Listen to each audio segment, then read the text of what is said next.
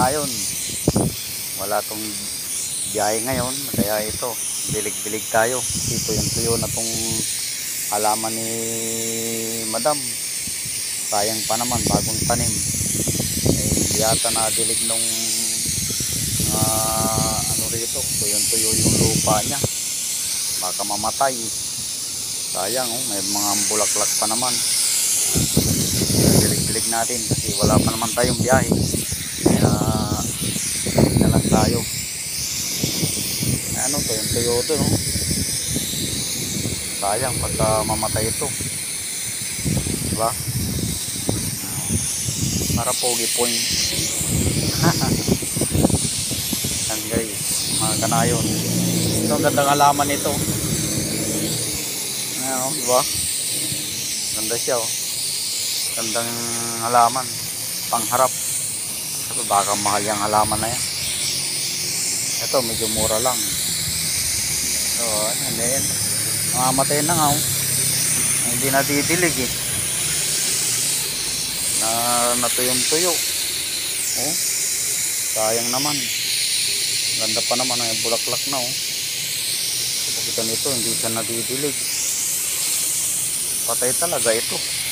Hindi ito nadilig. Sayang lang ang halaman ni Madam. Ganda-ganda pa naman.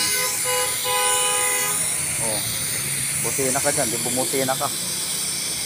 Parang pag-aari mo yung kalsada. Buti na ka ng buti na. Lunodin natin sa tubig para mabuhay.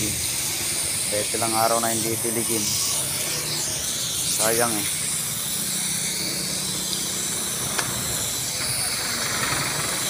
Itong daan para sumingaw yung init. Ano, diba? Sayang. Ito, maganda rito ito. Doon banda namamatay na. Hindi siya nadidilig ng gusto. Wala yung taga-dilig dito eh. Sala sa init, sala sa lamig. Ito, may kakaroon pa ng lupa to. Sayang naman tong halaman na to. Mamatay ito. Mahal-mahal pa naman ng magtanim ng halaman ng ganito. Sayang.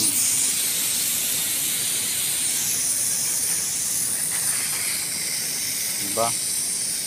Ayan guys, follow for more.